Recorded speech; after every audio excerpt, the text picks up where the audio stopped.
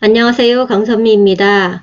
오늘은 공인중개사 기본과정 중개사법 8번째 시간으로 중개계약에 관해서 정리를 하여 보았습니다. 일반 중개계약이 화면이 조금 더 있으니까 한 화면으로 올려서 보겠습니다.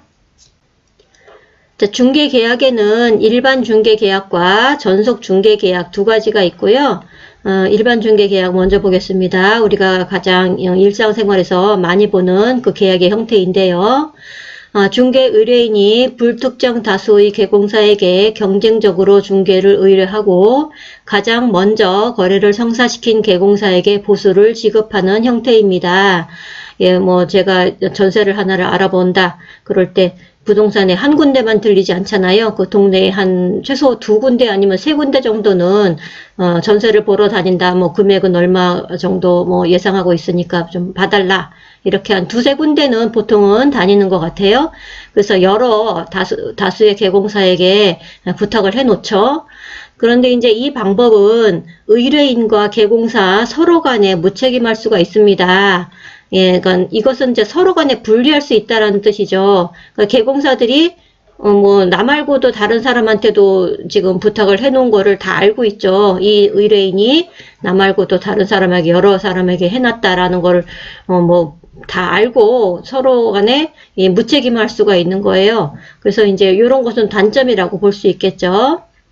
자, 근데 이제 아무래도 제일 많은 방식이고, 그래서 조금 보자면, 일반 중개 계약서 작성을 요청할 수 있습니다.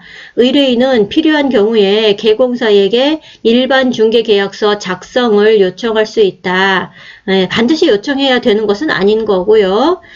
꼭 그런 건 아니지만 요청할 수 있다. 그랬고, 개공사도 반드시 응해야 되는 것은 아닙니다. 반드시 응하지 않을 수도 있어, 거절할 수도 있죠.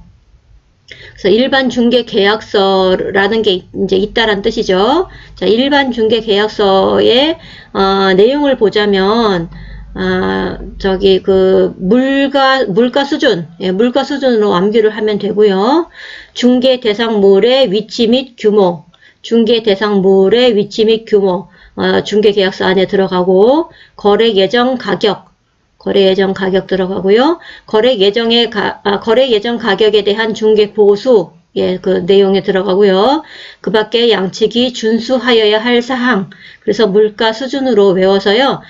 요것이 바로 일반 중개 계약서 작성할 때 그 내용으로 안에 들어간다. 물가 수준 외워두시고, 그리고 일반 중개 계약서는 시행규칙에 별지 제14호 서식으로 정해져 있습니다. 예, 정해진 서식이 있다라는 뜻이에요. 법정 그 서식이 있다라는 뜻이고요. 일반 중개 계약서는 서식이 있다. 이렇게 외워두셔야 되고요. 그런데 그럼에도 불구하고 개공사는 이 서식을 사용할 의무도 없고요. 보관할 의무도 없습니다. 이거까지 같이 알아두셔야 되겠네요. 서식은 있지만 사용할 의무는 없다. 보관할 의무도 없다. 이렇게 나와 있고요. 네, 화면 바꿔서 전속 중개계약 보겠습니다.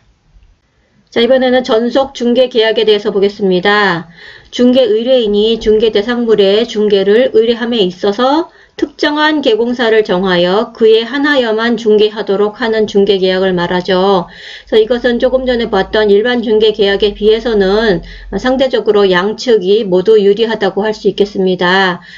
개공사는 개공사대로 좋고, 예, 이 손님은 내 손님인 거죠. 그리고 의뢰인은 의뢰인대로 이제 믿고 맡길 수 있는 거죠.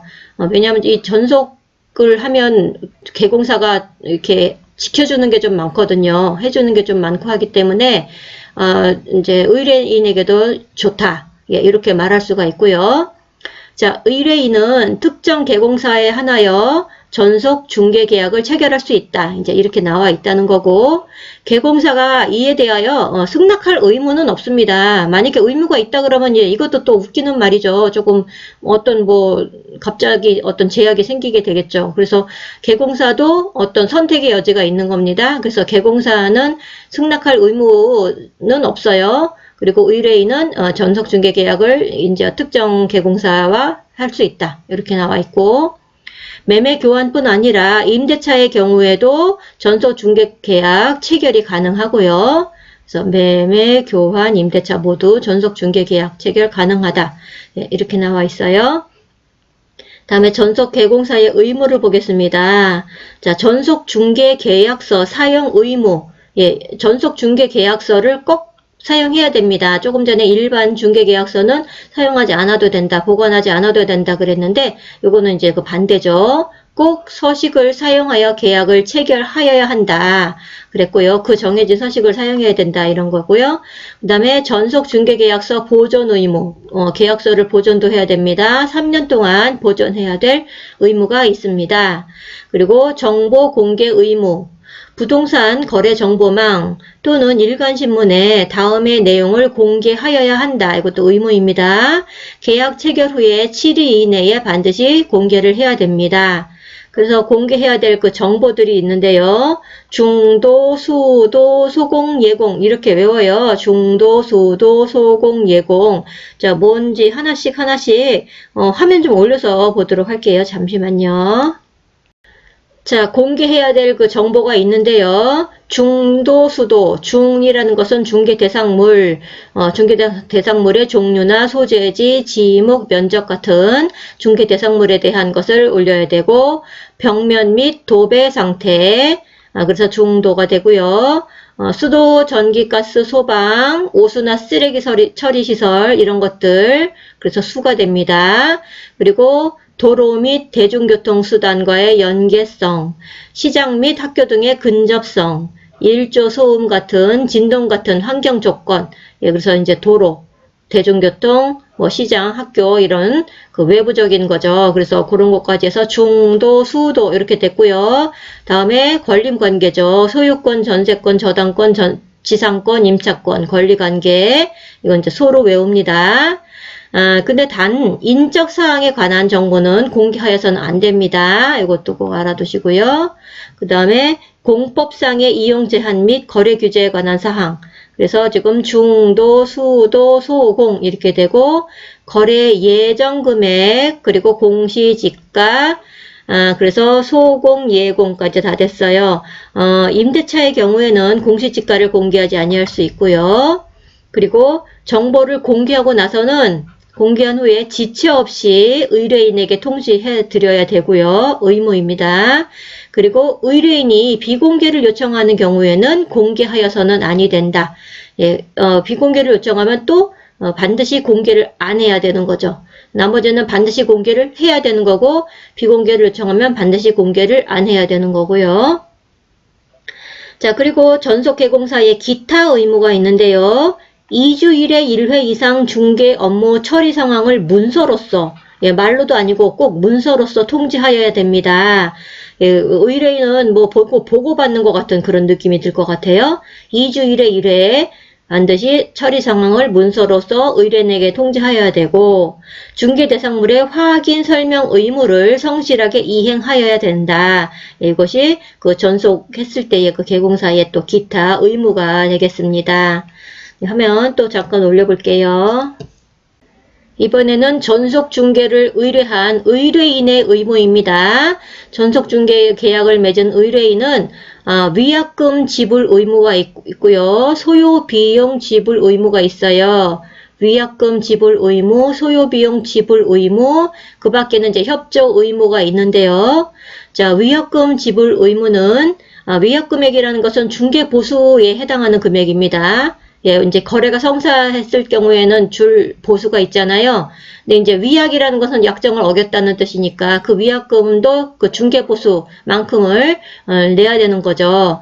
자, 뭐냐 하면 다른 개공사에게 중개를 의뢰하여 거래한 경우, 예, 전속을 맺어놓고 다른 개공사에게 중개를 의뢰했다. 그럼 당연히 신의를 저버린 행위가 되는 거고, 예, 의뢰인이 신의를 저버렸죠. 그래서 위약금을 그 중개보수에 해당하는 금액만큼 지불할 의무가 있습니다. 그리고 전속개공사가 소개한 상대방과, 예, 전속개공사가 소개를 했는데 전속개공사를 배제하고, 예, 살짝 남몰래 그 상대방과 거래계약을 체결했대요.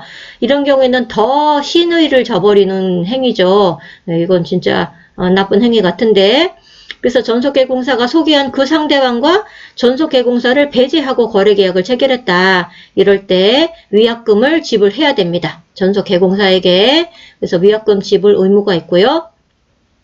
소요비용 지불 의무는 스스로 발견한 상대방과 거래를 하게 되었어요. 예, 그거는 이제 개공사가 소개를 한 게 아니라 자기가 자신이 발견을 한 거죠, 의뢰인이.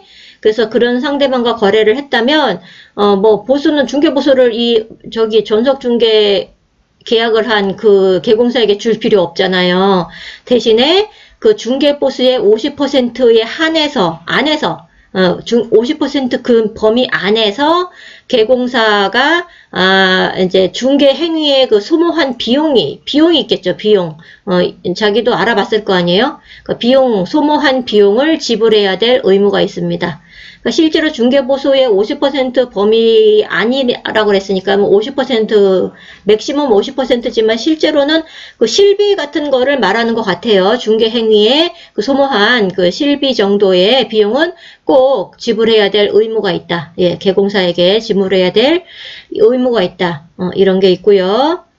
그 다음에 전속 중개 계약의 유효 기간은 3개월입니다. 예, 만약에 정함이 없으면 3개월이고, 만약에 당사자 간 약정이 있다면 약정에 따르고, 이렇게 됩니다. 그리고 이제 제재가 있죠. 아까 의무들이 있었으니까 그 의무를 어겼을 때의 제재입니다. 자, 업무정지 제재는 계약서에 의하지 아니하고, 계약서에 꼭 쓰라고 했으니까 의하지 아니하고 전속계약을 체결했다. 이럴 경우에 이제 업무정지 받을 수 있습니다. 그리고 또는 계약서를 보존하지 아니한 경우, 예, 보존해야 될 의무가 있다고 했죠. 3년이었는데요. 근데 보존하지 아니했으면 제재가 가해집니다. 6월 이하의 업무정지 처분을 받을 수 있다. 예, 이렇게 나와 있고요. 그 다음에 이제 임의적 등록 취소인데요. 이 이제 정보 부분입니다. 정보를 위반했을 때 임의적 등록 취소를 받을 수 있어요. 아까 등록 취소를 받을 수 있어요. 임의적으로.